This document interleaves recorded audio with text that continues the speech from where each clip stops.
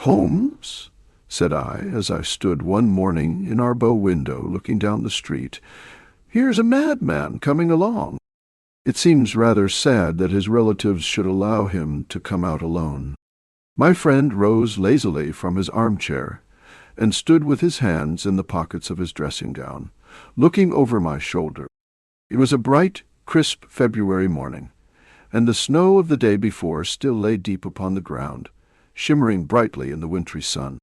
Down the center of Baker Street it had been plowed into a brown, crumbly band by the traffic, but at either side and on the heaped-up edges of the footpaths it still lay as white as when it fell. The gray pavement had been cleaned and scraped, but was still dangerously slippery, so that there were fewer passengers than usual. Indeed, from the direction of the Metropolitan Station, no one was coming, save the single gentleman whose eccentric conduct had drawn my attention. He was a man of about 50, tall, portly, and imposing, with a massive, strongly marked face and a commanding figure. He was dressed in a somber yet rich style, in black frock coat, shining hat, neat brown gaiters, and well-cut pearl-gray trousers. Yet his actions were in absurd contrast to the dignity of his dress and features, for he was running hard, with occasional little springs, such as a weary man gives, who is little accustomed to set any tax upon his leg. As he ran he jerked his hands up and down, waggled his head, and writhed his face into the most extraordinary contortions. "What on earth can be the matter with him?" I asked. "He is looking up at the numbers of the houses." "I believe that he is coming here," said Holmes, rubbing his hands. "Here?" "Yes, I rather think he is coming to consult me professionally. I think that I recognize the symptoms." "Ha! Did I not tell you?" As he spoke, the man, puffing and blowing, rushed at our door and pulled at our bell until the whole house resounded with the clanging. A few moments later he was in our room, still puffing, still gesticulating, but with so fixed a look of grief and despair in his eyes that our smiles were turned in an instant to horror and pity. For a while he could not get his words out, but swayed his body and plucked at his hair like one who has been driven to the extreme limits of his reason. Then, suddenly springing to his feet, he beat his head against the wall with such force that we both rushed upon him and tore him away to the center of the room. Sherlock Holmes pushed him down into the easy-chair, and, sitting beside him, patted his hand and chatted with him in the easy, soothing tones which he knew so well how to employ. "You have come to me to tell your story, have you not?"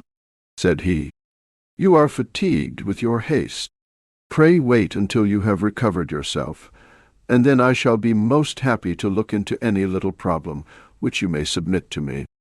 The man sat for a minute or more with a heaving chest, fighting against his emotion. Then he passed his handkerchief over his brow, set his lips tight, and turned his face towards us. "No doubt you think me mad," said he. "I see that you have had some great trouble," responded Holmes. "God knows I have. A trouble which is enough to unseat my reason, so sudden and so terrible is it. Public disgrace I might have faced, although I am a man whose character has never yet borne a stain.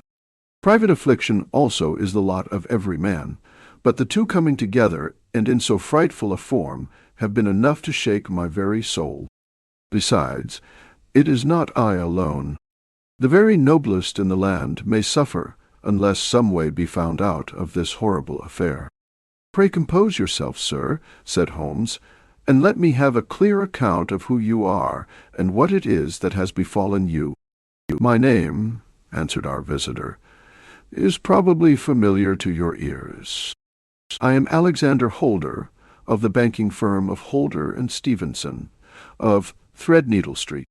The name was indeed well known to us as belonging to the senior partner in the second-largest private banking concern in the city of London. What could have happened, then, to bring one of the foremost citizens of London to this most pitiable pass?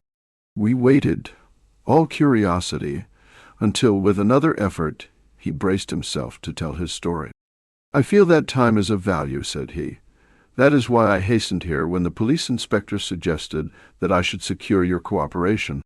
I came to Baker Street by the Underground and hurried from there on foot, for the cabs go slowly through the snow. That is why I was so out of breath, for I am a man who takes very little exercise. I feel better now, and I will put the facts before you as shortly and yet as clearly as I can. It is, of course, well known to you that in a successful banking business as much depends upon our being able to find remunerative investments for our funds as upon our increasing our connection and the number of our depositors. One of our most lucrative means of laying out money is in the shape of loans, where the security is unimpeachable.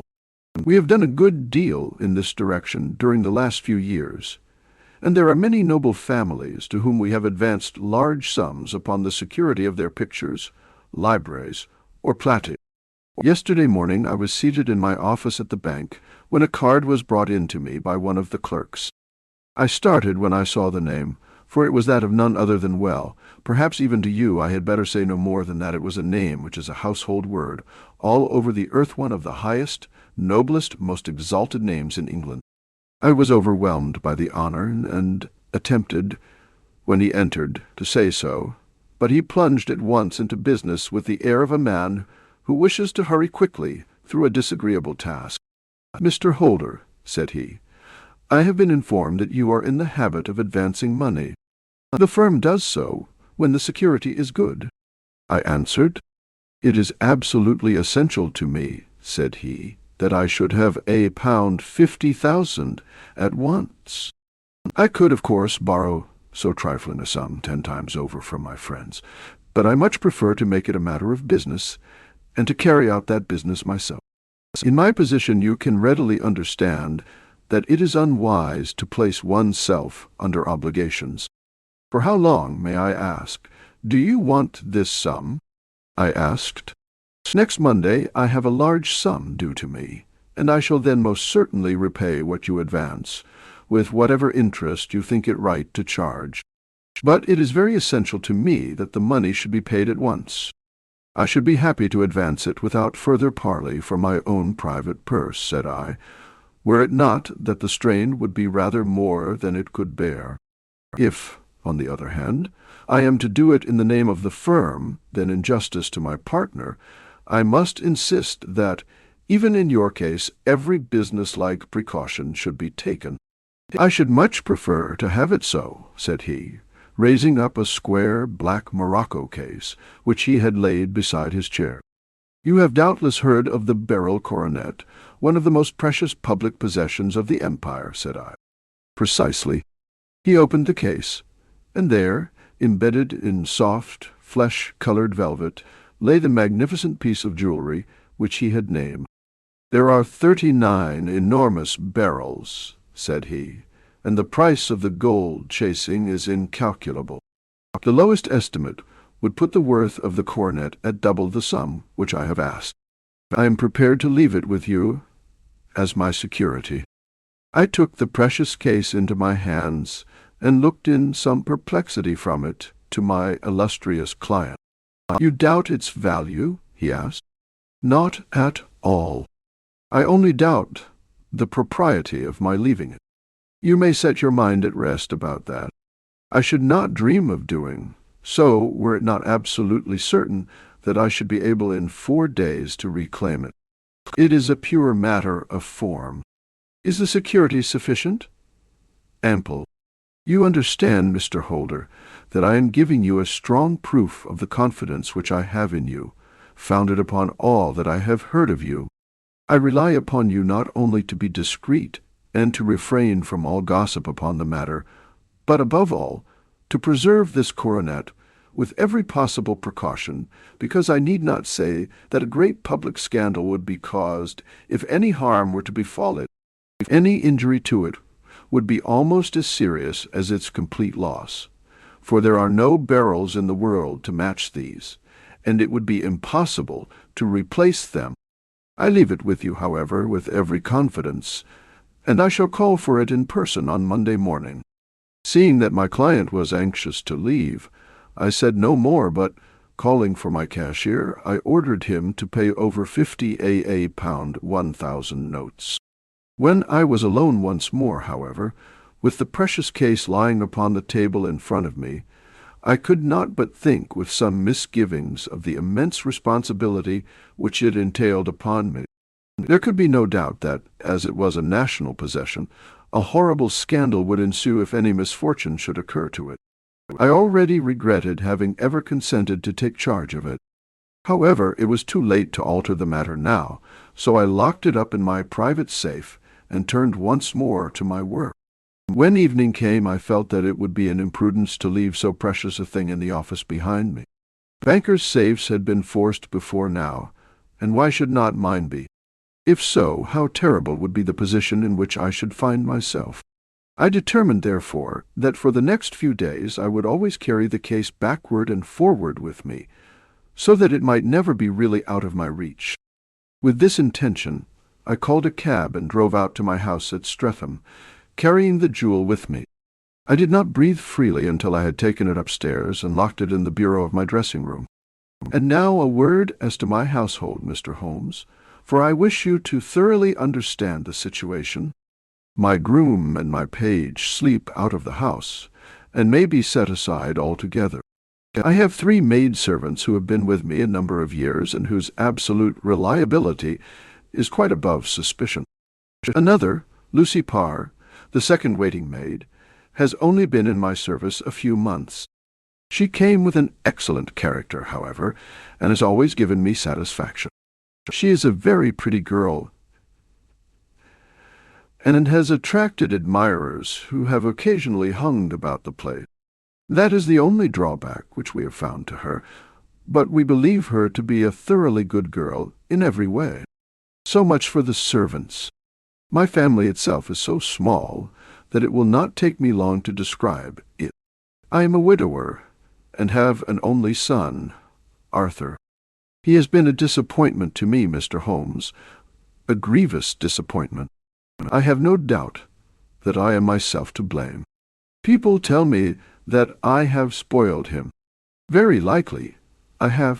When my dear wife died, I felt that he was all I had to love. I could not bear to see the smile fade even for a moment from his face. I have never denied him a wish. Perhaps it would have been better for both of us had I been sterner, but I meant it for the best. It was naturally my intention that he should succeed me in my business, but he was not of a business turn. He was wild, wayward, and to speak the truth, I could not trust him in the handling of large sums of money. When he was young, he became a member of an aristocratic club, and there, having charming manners, he was soon the intimate of a number of men with long purses and expensive habits. He learned to play heavily at cards and to squander money on the turf, until he had again and again to come to me and implore me to give him an advance upon his allowance, that he might settle his debts of honor. He tried more than once to break away from the dangerous company which he was keeping, but each time the influence of his friend, Sir George Burnwell, was enough to draw him back again. And, indeed, I could not wonder that such a man as Sir George Burnwell should gain an influence over him, for he has frequently brought him to my house, and I have found myself that I could hardly resist the fascination of his manner. He is older than Arthur, a man of the world to his fingertips, one who had been everywhere, seen everything, a brilliant talker, and a man of great personal beauty. Yet when I think of him in cold blood, far away from the glamour of his presence, I am convinced from his cynical speech and the look which I have caught in his eyes that he is one who should be deeply distrusted. So I think, and so, too, thinks my little Mary, who has a woman's quick insight into character. And now there is only she to be described. She is my niece, but when my brother died 5 years ago and left her alone in the world, I adopted her, and have looked upon her ever since as my daughter. She is a sunbeam in my house, sweet, loving, beautiful, a wonderful manager and housekeeper, yet as tender and quiet and gentle as a woman could be. She is my right hand. I do not know what I could do without her. In only one matter has she ever gone against my wishes. Twice my boy has asked her to marry him, for he loves her devotedly, but each time she has refused him. I think that if anyone could have drawn him into the right path, it would have been she, and that his marriage might have changed his whole life. But now, alas, it is too late forever, too late. Now, Mr. Holmes, you know the people who live under my roof, and I shall continue with my miserable story. When we were taking coffee in the drawing-room that night after dinner, I told Arthur and Mary my experience, and of the precious treasure which we had under our roof, suppressing only the name of my client. Lucy Parr, who had brought in the coffee, had, I am sure, left the room, but I cannot swear that the door was closed. Mary and Arthur were much interested and wished to see the famous coronet, but I thought it better not to disturb it. "Where have you put it?" asked Arthur. "In my own bureau." "Well, I hope to goodness the house won't be burgled during the night," said he. "It is locked up," I answered. "Oh, any old key will fit that bureau. When I was a youngster, I have opened it myself with the key of the box-room cupboard." He often had a wild way of talking, so that I thought little of what he said. He followed me to my room, however, that night with a very grave face. "Look here, Dad," said he with his eyes cast down. "Can you let me have £200? "No, I cannot," I answered sharply. "I have been far too generous with you in money matters." "You have been very kind," said he, "but I must have this money, or else I can never show my face inside the club again." "And a very good thing, too," I cried. "Yes, but you would not have me leave it a dishonored man," said he. "I could not bear the disgrace. I must raise the money in some way, and if you will not let me have it, then I must try other means." I was very angry, for this was the third demand during the month. "You shall not have a farthing from me," I cried, on which he bowed and left the room without another word. When he was gone, I unlocked my bureau, made sure that my treasure was safe, and locked it again. Then I started to go round the house to see that all was secure, a duty which I usually leave to Mary, but which I thought it well to perform myself that night. As I came down the stairs, I saw Mary herself at the side window of the hall, which she closed and fastened as I approached.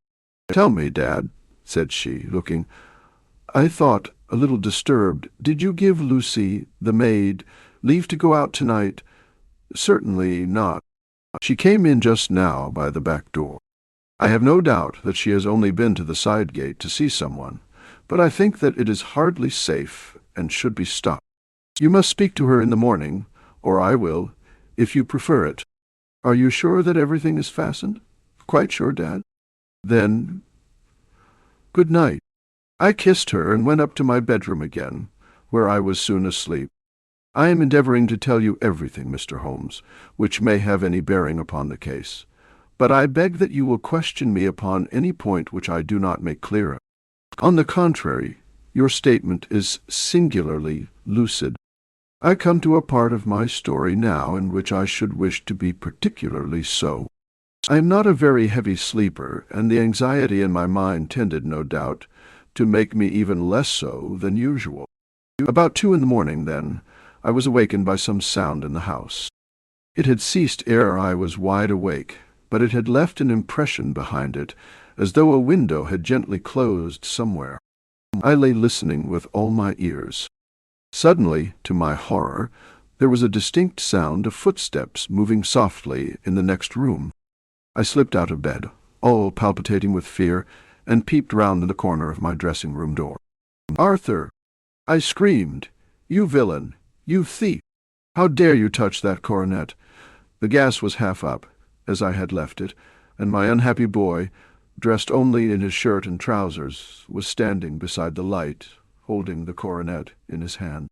He appeared to be wrenching at it, or bending it with all his strength. At my cry he dropped it from his grasp, and turned as pale as death. I snatched it up and examined it. One of the gold corners, with 3 of the Beryls in it, was missing. "You blackguard!" I shouted, beside myself with rage.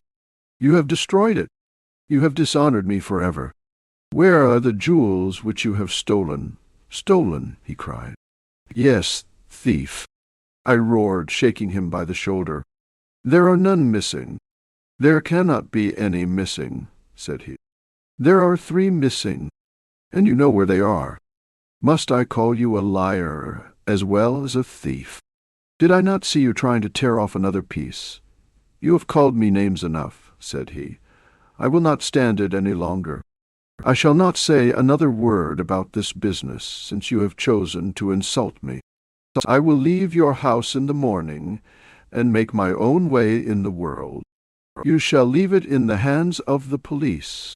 I cried, half mad with grief and rage. I shall have this matter probed to the bottom.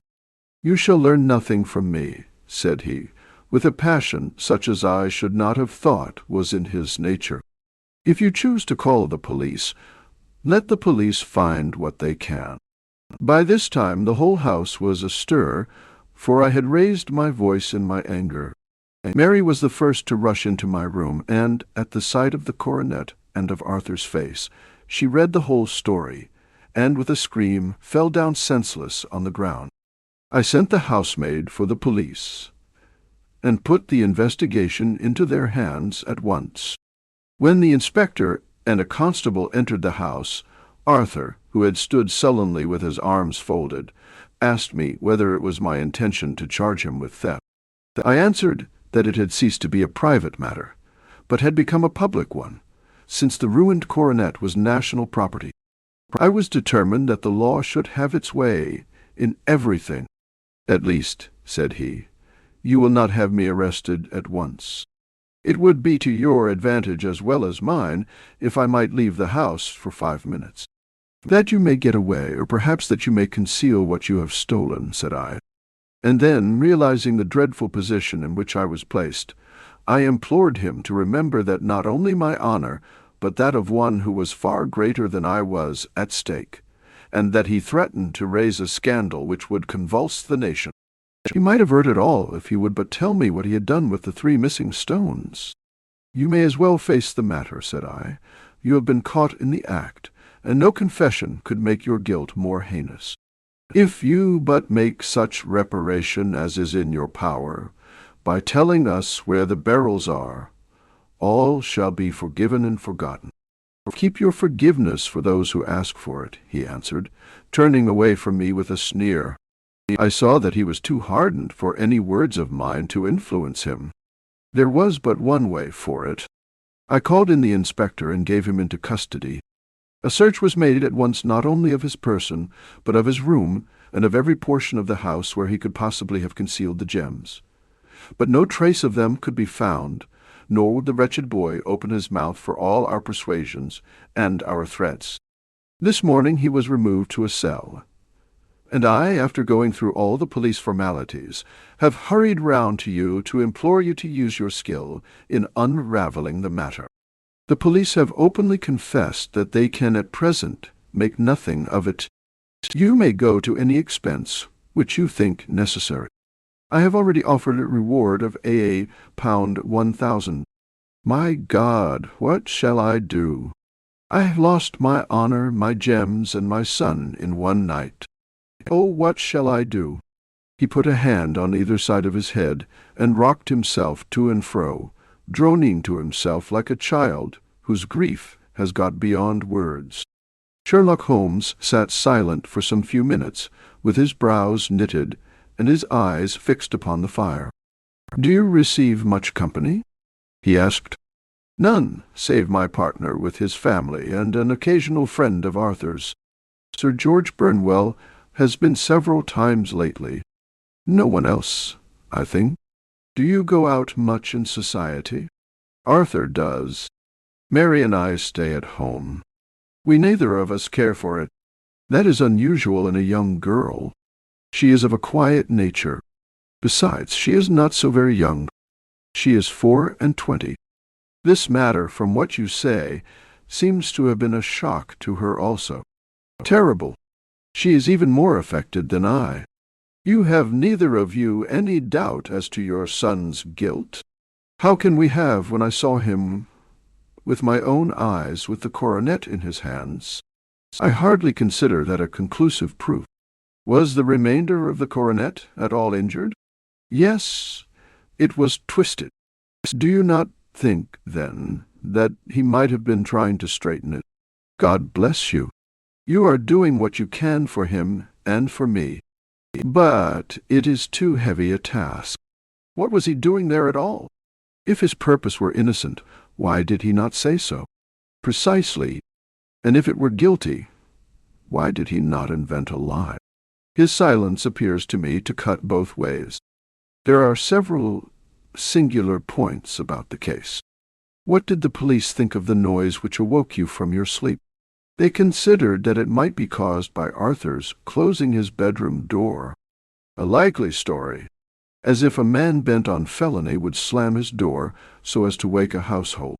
What did they say, then, of the disappearance of these gems? They are still sounding the planking and probing the furniture in the hope of finding them. Have they thought of looking outside the house? Yes, they have shown extraordinary energy. The whole garden has already been minutely examined. Now, my dear sir, said Holmes, is it not obvious to you now that this matter really strikes very much deeper than either you or the police were at first inclined to think? It appeared to you to be a simple case. To me, it seems exceedingly complex. Consider what is involved by your theory. You suppose that your son came down from his bed, went, at great risk, to your dressing-room, opened your bureau, took out your coronet, broke off by main force a small portion of it, went off to some other place, concealed 3 gems out of the 39, with such skill that nobody can find them, and then returned with the other 36 into the room in which he exposed himself to the I ask you now, is such a theory tenable? But what other is there? Cried the banker with a gesture of despair. If his motives were innocent, why does he not explain them? It is our task to find that out, replied Holmes. So now, if you please, Mr. Holder, we will set off for Streatham together, and devote an hour to glancing a little more closely into detail.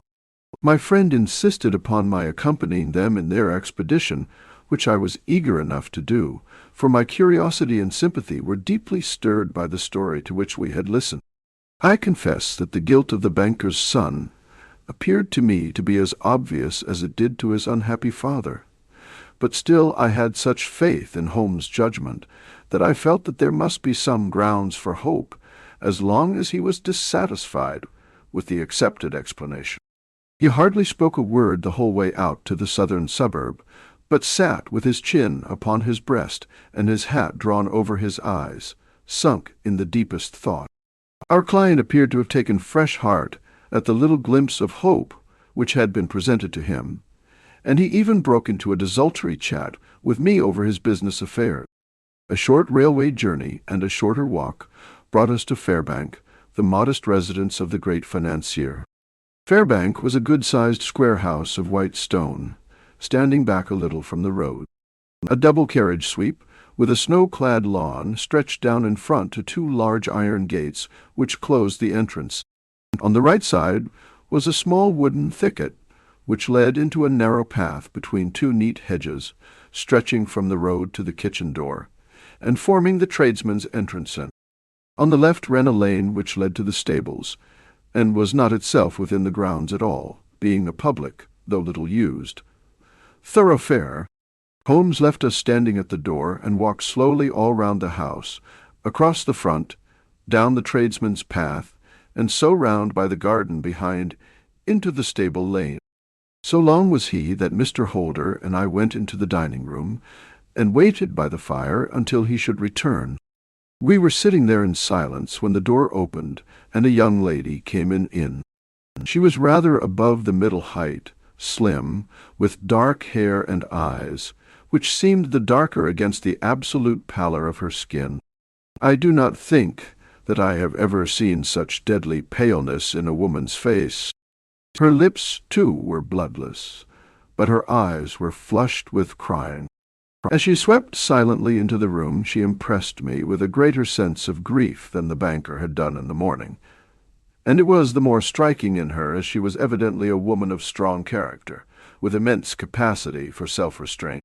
Disregarding my presence, she went straight to her uncle and passed her hand over his head with a sweet, womanly caress. "You have given orders that Arthur should be liberated, have you not, Dad?" she asked. "No, no, my girl, the matter must be probed to the bottom. But I am so sure that he is innocent. You know what woman's instincts are. I know that he has done no harm, and that you will be sorry for having acted so harshly. Why is he silent, then, if he is innocent? Who knows? Perhaps because he was so angry that you should suspect him. How could I help suspecting him when I actually saw him with the coronet in his hand? Oh, but he had only picked it up to look at it. Oh, do take my word for it that he is innocent. Let the matter drop, and say no more. It is so dreadful to think of our dear Arthur in prison. I shall never let it drop until the gems are found, never marry. Your affection for Arthur blinds you as to the awful consequences to me. Far from hushing the thing up, I have brought a gentleman down from London to inquire more deeply into it." "This gentleman?" she asked, facing round to me. "No, his friend. He wished us to leave him alone. He is round in the stable lane now." "The stable lane?" She raised her dark eyebrows. "What can he hope to find there?" "Ah, this, I suppose, is he." "I trust, sir, that you will succeed in proving what I feel sure is the truth, that my cousin Arthur is innocent of this crime." "I fully share your opinion, and I trust with you that we may prove it," returned Holmes, going back to the mat to knock the snow from his shoes. "I believe I have the honor of addressing Miss Mary Holder. Might I ask you a question or two?" "Pray do, sir, if it may help to clear this horrible affair up. You heard nothing yourself last night?" "Nothing, until my uncle here began to speak loudly. I heard that, and I came down. You shut up the windows and doors the night before. Did you fasten all the windows?" "Yes." "Were they all fastened this morning?" "Yes." "You have a maid who has a sweetheart. I think that you remarked to your uncle last night that she had been out to see him." "Yes, and she was the girl who waited in the drawing-room, and who may have heard uncle's remarks about the coronet." "I see. You infer that she may have gone out to tell her sweetheart, and that the two may have planned the robbery." "But what is the good of all these vague theories?" cried the banker impatiently, "when I have told you that I saw Arthur with the coronet in his hands?" "Wait a little, Mr. Holder. We must come back to that. About this girl, Miss Holder. You saw her return by the kitchen door, I presume?" "Yes. When I went to see if the door was fastened for the night, I met her slipping in. I saw the man, too, in the gloom." "Do you know him?" "Oh, yes. He is the greengrocer who brings our vegetables round. His name is Francis Prosper." "He stood," said Holmes, "to the left of the door, that is to say, farther up the path than is necessary to reach the door." "Yes, he did." "And he is a man with a wooden leg?" Something like fear sprang up in the young lady's expressive black eyes. "Why, you are like a magician," said she. "How do you know that?" She smiled, but there was no answering smile in Holmes' thin, eager face. "I should be very glad now to go upstairs," said he. "I shall probably wish to go over the outside of the house again. Perhaps I had better take a look at the lower windows before I go up." He walked swiftly round from one to the other, pausing only at the large one which looked from the hall onto the stable lane. This he opened, and made a very careful examination of the sill with his powerful magnifying lens. "Now we shall go upstairs," said he at last. The banker's dressing-room was a plainly furnished little chamber, with a grey carpet, a large bureau, and a long mirror. Holmes went to the bureau first, and looked hard at the lock. "Which key was used to open it?" he asked. "That which my son himself indicated, that of the cupboard of the lumber room." "Have you it here?" "That is it, on the dressing-table." Sherlock Holmes took it up and opened the bureau. "It is a noiseless lock," said he. "It is no wonder that it did not wake you. This case, I presume, contains the coronet. We must have a look at it." He opened the case, and taking out the diadem, he laid it upon the table. It was a magnificent specimen of the jeweller's art, and the 36 stones were the finest that I have ever seen. At one side of the coronet was a cracked edge, where a corner holding 3 gems had been torn away. "Now, Mr. Holder," said Holmes, "here is the corner which corresponds to that which has been so unfortunately lost. Might I beg that you will break it off?" The banker recoiled in horror. "I should not dream of trying," said he. "Then I will." Holmes suddenly bent his strength upon it, but without result.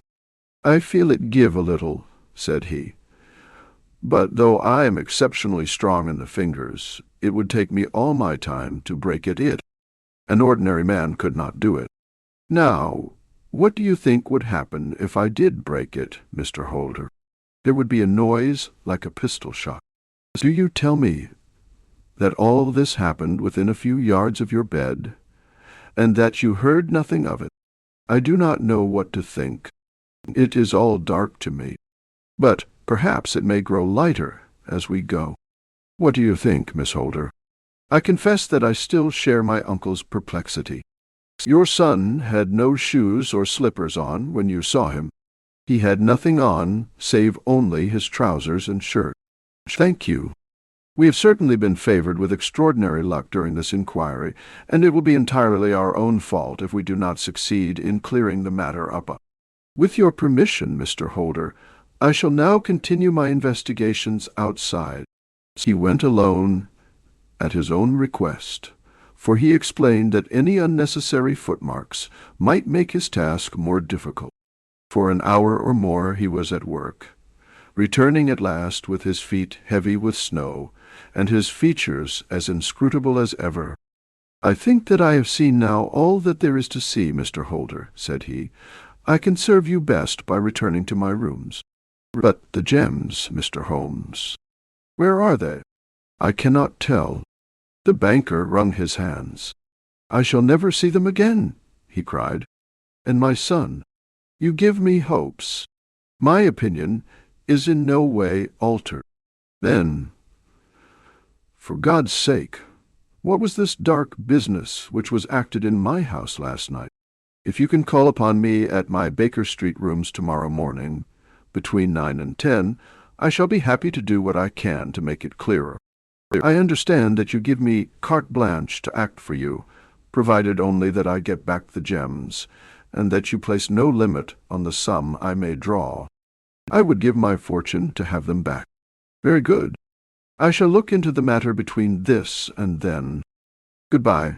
It is just possible that I may have to come over here again before evening." It was obvious to me that my companion's mind was now made up about the case, although what his conclusions were was more than I could even dimly imagine. Several times during our homeward journey I endeavored to sound him upon the point, but he always glided away to some other topic, until at last I gave it over in despair. It was not yet 3 when we found ourselves in our rooms once more. He hurried to his chamber, and was down again in a few minutes, dressed as a common loafer. With his collar turned up, his shiny seedy coat, his red cravat, and his worn boots, he was a perfect sample of the class.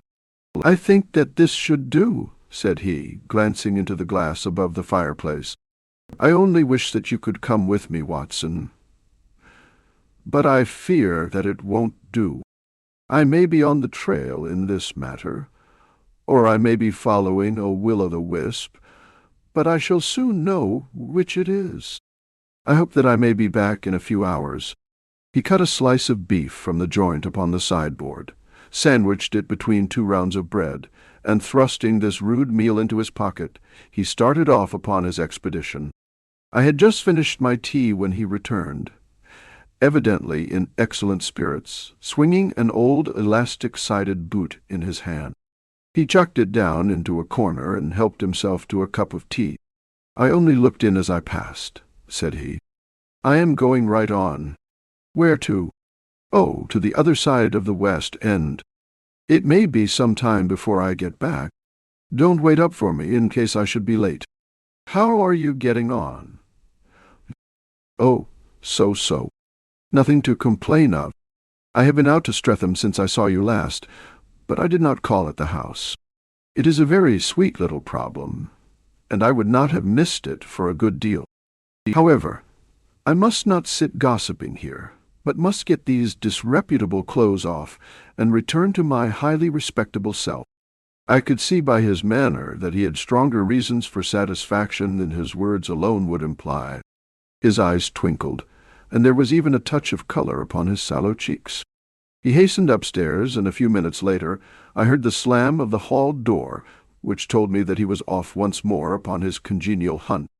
I waited until midnight, but there was no sign of his return, so I retired to my room. It was no uncommon thing for him to be away for days and nights on end when he was hot upon a scent, so that his lateness caused me no surprise. I do not know at what hour he came in, but when I came down to breakfast in the morning, there he was, with a cup of coffee in one hand and the paper in the other, as fresh and trim as possible. "You will excuse my beginning without you, Watson," said he, "but you remember that our client has rather an early appointment this morning." "Why, it is after 9 now," I answered. "I should not be surprised if that were he. I thought I heard a ring." It was indeed our friend the financier. I was shocked by the change which had come over him, for his face, which was naturally of a broad and massive mould, was now pinched and fallen in, while his hair seemed to me at least a shade whiter. He entered with a weariness and lethargy which was even more painful than his violence of the morning before, and he dropped heavily into the armchair which I pushed forward for him. "I do not know what I have done to be so severely tried," said he. "Only 2 days ago I was a happy and prosperous man without a care in the world. Now I am left to a lonely and dishonored age. One sorrow comes close upon the heels of another. My niece, Mary, has deserted me." "Deserted you?" "Yes. Her bed this morning had not been slept in. Her room was empty, and a note for me lay upon the hall table. I had said to her last night in sorrow, and not in anger, that if she had married my boy all might have been well with him.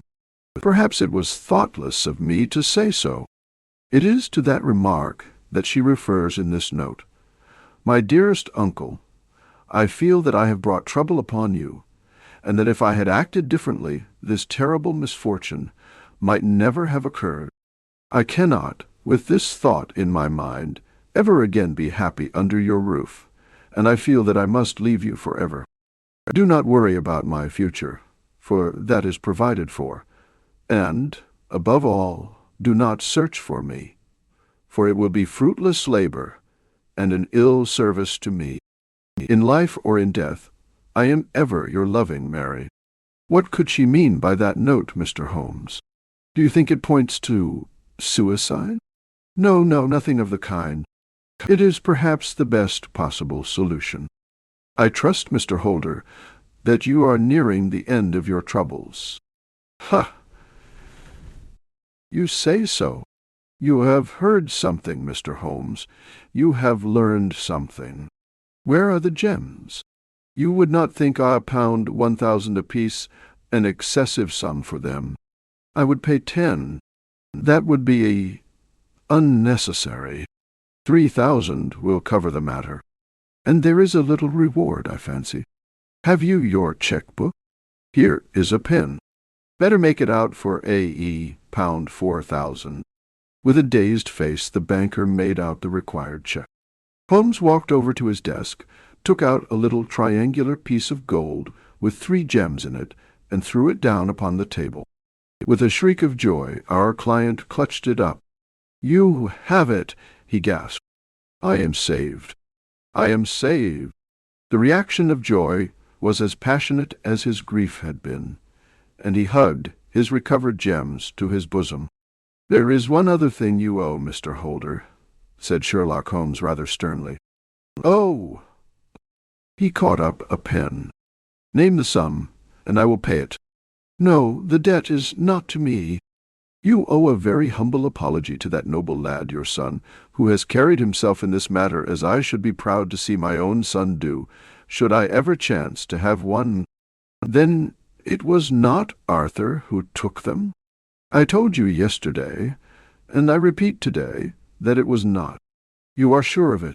Then let us hurry to him at once to let him know that the truth is known. He knows it already. When I had cleared it all up, I had an interview with him, and finding that he would not tell me the story, I told it to him, on which he had to confess that I was right, and to add the very few details which were not yet quite clear to me. Your news of this morning, however, may open his lips. For heaven's sake, tell me then, what is this extraordinary mystery? I will do so, and I will show you the steps by which I reached it. And let me say to you first, that which it is hardest for me to say and for you to hear. There has been an understanding between Sir George Burnwell and your niece Mary. They have now fled together. My Mary? Impossible. It is unfortunately more than possible. It is certain. Neither you nor your son knew the true character of this man when you admitted him into your family circle. He is one of the most dangerous men in England, a ruined gambler, an absolutely desperate villain, a man without heart or conscience. Your niece knew nothing of such men. When he breathed his vows to her, as he had done to 100 before her, she flattered herself that she alone had touched his heart. The devil knows best what he said, but at least she became his tool and was in the habit of seeing him nearly every evening. I cannot, and I will not, believe it, cried the banker with an ashen face. I will tell you, then, what occurred in your house last night. Your niece, when you had, as she thought, gone to your room, slipped down and talked to her lover through the window which leads into the stable lane. His footmarks had pressed right through the snow, so long had he stood there. She told him of the coronet. His wicked lust for gold kindled at the news, and he bent her to his will. I have no doubt that she loved you, but there are women in whom the love of a lover extinguishes all other loves, and I think that she must have been one. She had hardly listened to his instructions when she saw you coming downstairs, on which she closed the window rapidly, and told you about one of the servants' escapade with her wooden-legged lover, which was all perfectly true. Your boy Arthur went to bed after his interview with you, but he slept badly on account of his uneasiness about his club debts. In the middle of the night he heard a soft tread pass his door, so he rose, and, looking out, was surprised to see his cousin walking very stealthily along the passage until she disappeared into your dressing-room. Petrified with astonishment, the lad slipped on some clothes and waited there in the dark to see what would come of this strange affair. Presently she emerged from the room again, and in the light of the passage lamp your son saw that she carried the precious coronet in her hands. She passed down the stairs, and he, thrilling with horror, ran along and slipped behind the curtain near your door, whence he could see what passed in the hall beneath. He saw her stealthily open the window, hand out the coronet to someone in the gloom, and then, closing it once more, hurry back to her room, passing quite close to where he stood hid behind the curtain. As long as she was on the scene, he could not take any action without a horrible exposure of the woman whom he loved. But the instant that she was gone, he realized how crushing a misfortune this would be for you, and how all-important it was to set it right. He rushed down, just as he was, in his bare feet, opened the window, sprang out into the snow, and ran down the lane, where he could see a dark figure in the moonlight. Sir George Burnwell tried to get away, but Arthur caught him, and there was a struggle between them, your tugging at one side of the coronet, and his opponent at the other. In the scuffle, your son struck Sir George and cut him over the eye. Then something suddenly snapped, and your son, finding that he had the coronet in his hands, rushed back, closed the window, ascended to your room, and had just observed that the coronet had been twisted in the struggle, and was endeavoring to straighten it when you appeared upon the scene. "Is it possible?" gasped the banker. You then roused his anger by calling him names at a moment when he felt that he had deserved your warmest thanks.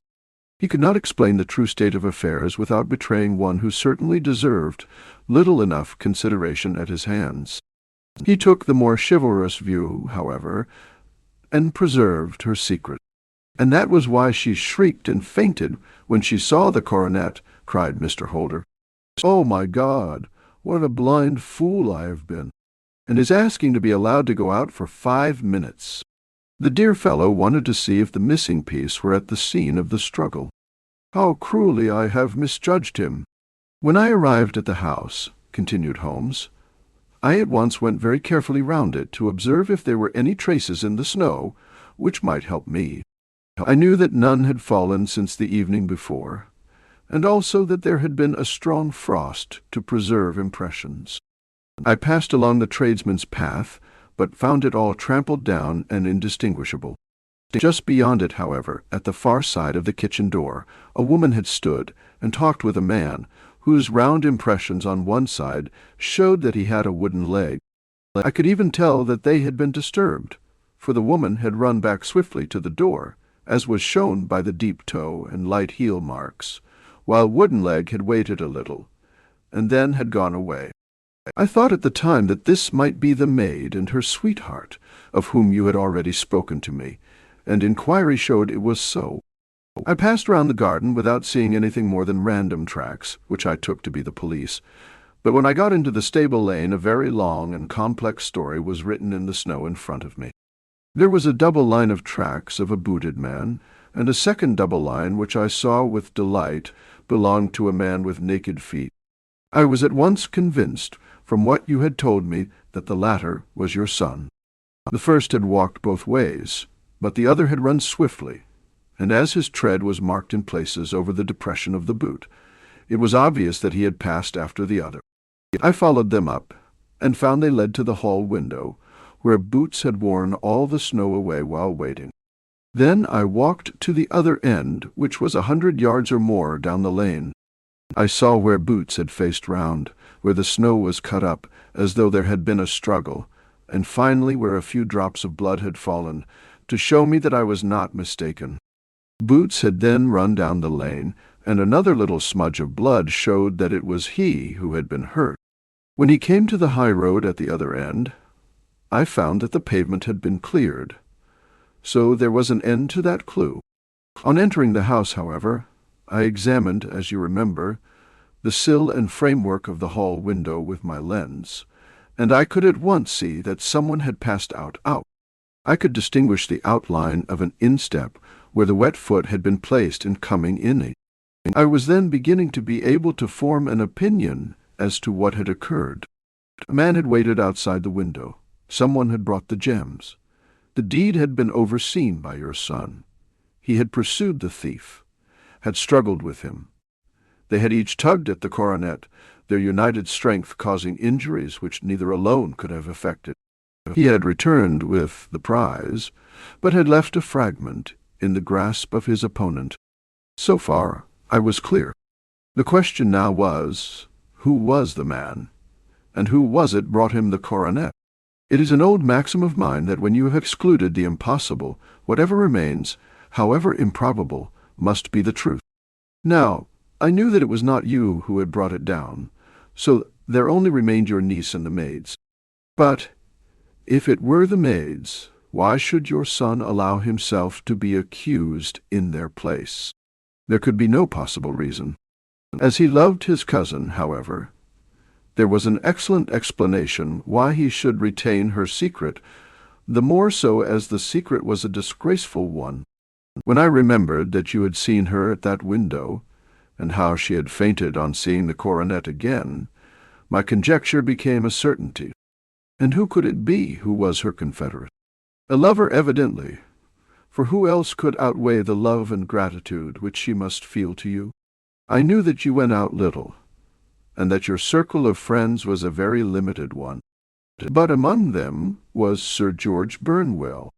I had heard of him before as being a man of evil reputation among women. It must have been he who wore those boots and retained the missing gems. Even though he knew that Arthur had discovered him, he might still flatter himself that he was safe, for the lad could not say a word without compromising his own family. Well, your own good sense will suggest what measures I took next. I went in the shape of a loafer to Sir George's house, managed to pick up an acquaintance with his valet, learned that his master had cut his head the night before, and finally, at the expense of 6 shillings, made all sure by buying a pair of his cast-off shoes. With these I journeyed down to Streatham, and saw that they exactly fitted the tracks. "I saw an ill-dressed vagabond in the lane yesterday evening," said Mr. Holder. "Precisely. It was I. I found that I had my man, so I came home and changed my clothes. It was a delicate part which I had to play then, for I saw that a prosecution must be avoided to avert scandal, and I knew that so astute a villain would see that our hands were tied in the matter. I went and saw him. At first, of course, he denied everything. But when I gave him every particular that had occurred, he tried to bluster and took down a life-preserver from the wall. I knew my man, however, and I clapped a pistol to his head before he could strike. Then he became a little more reasonable. I told him that we would give him a price for the stones he held, pound 1,000 apiece. That brought out the first signs of grief that he had shown. 'Why, dash it all,' said he, 'I've let them go at 600 for the 3. I soon managed to get the address of the receiver who had them, on promising him that there would be no prosecution. Off I set to him, and after much chaffering I got our stones at pound 1,000 apiece. Then I looked in upon your son, told him that all was right, and eventually got to my bed about 2 o'clock, after what I may call a really hard day's work.' 'A day which has saved England from a great public scandal,' said the banker, rising. 'Sir, I cannot find words to thank you, but you shall not find me ungrateful for what you have done. Your skill has indeed exceeded all that I have heard of it, and now I must fly to my dear boy to apologize to him for the wrong which I have done him. As to what you tell me of poor Mary, it goes to my very heart. Not even your skill can inform me where she is now.' 'I think that we may safely say,' returned Holmes, 'that she is wherever Sir George Burnwell is. It is equally certain, too, that whatever her sins are, they will soon receive a more than sufficient punishment.